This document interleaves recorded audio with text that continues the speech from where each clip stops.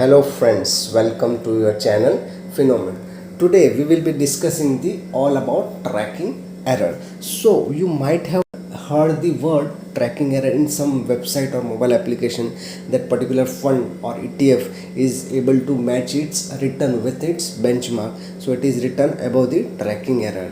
You must have also observed that it is written particular fund or ETF has a tracking error around 0.3% and category average. So why they use the word tracking error and what is the relevance of the tracking error? So we will totally learn about the tracking error. So let's start the video. Normally you must have observed this tracking error is normally applicable to the passive fund which are not actively managed by the active manager and which are completely dependent on the particular index, and ETF is also dependent on the particular index. So normally what this passive fund and ETF are try to match the return with its index benchmark index. For example ICICI Nifty 50 index fund will try to match its return with the Nifty 50 index because this fund is belongs to the Nifty 50 category stock, so it will try to match the return with the Nifty 50 index. But you will observe that certainly there will be a difference in index return as well as particular fund return differences. So why there will be certain differences? Because of the transaction charges, stamp duty, expense ratio, rebalancing cost of the mutual fund. So there will be such differences between the return of the benchmark index and return of particular fund or ETFs. So such differences is called as tracking error, and this tracking error can be measured in terms of variations or differences. So this tracking error is called as a difference between the total return performance between the benchmark index and with its fund, that is ETF. Okay, so it is actually measured in technical language. It is called as standard deviation. Deviation means differences between the standard deviation will have a difference between the total return performance of particular fund and total return performance with its benchmark index. Now normally tracking error tells us the volatility between the particular index and fund. See, with the help of particular index we cannot identify how volatile the index is. In addition to index, there is also one factor, that is fund or ETF. With difference between the fund and the index, we can come to know how volatile the fund is with the use of tracking error. For example, if particular index is giving a 20% return and particular fund is giving 30% return, so we can compare that fund is more volatile than its index because index is giving just 20% return and this 30% return giving, so it will have a higher tracking error. So with this we can come to know how volatile the particular fund is with its index. So obviously this is not a kind of ETF or passive fund, this is obviously active fund because normally passive fund or ETF try to match the return with its index, but here it is not matching with index. So it is, of course, it is a large cap or any other active fund.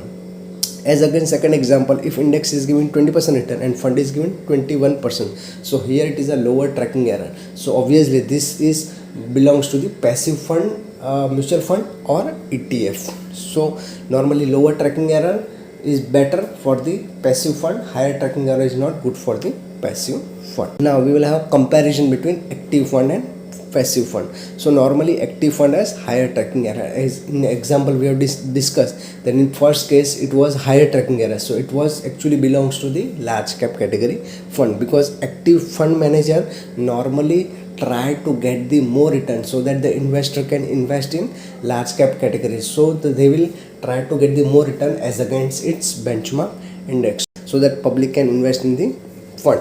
And passive fund always have a lower tracking error because fund manager will not put efforts to get more return because they know they have to give same return as compared to its index. Normally low tracking error means fund performance is very pretty close to its index, and higher fund means the fund is doing something different and very good in terms of returns and it is quite different from its index. Formula for tracking error. Tracking error can be derived with this formula. It will have a difference between the index return and particular fund return. So standard deviation will be P minus B. P means return of the particular fund and B is equal to the return of the benchmark index. So it will have a two different, it's called as tracking error. Now we'll take a one example. Here in this example we have assumed that this fund is a large cap category fund and the benchmark to its pattern is Nifty 50 index.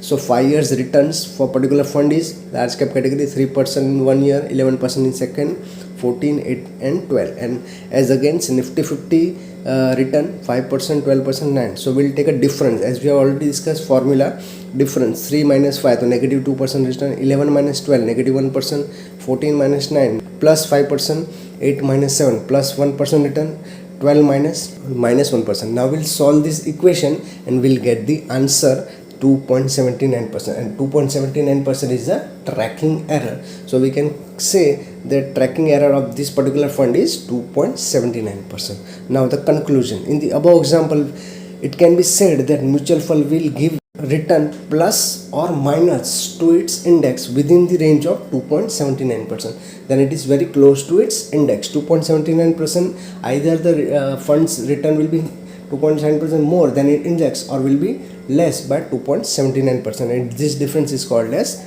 tracking error. Now from an investor point of view, how this tracking error is important. If tracking error can be used to evaluate portfolio manager's ability, if manager is realizing lower return than its average return and has a very large tracking error, it means manager is not properly managing its portfolio of mutual fund. There is something wrong with that particular manager. You should exit that mutual fund and shift to the better one.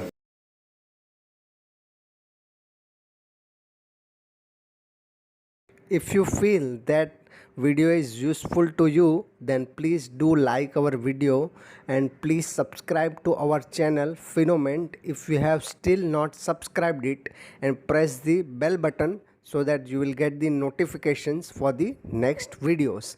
And also please comment it in the comment box on which topic you want to watch the next videos.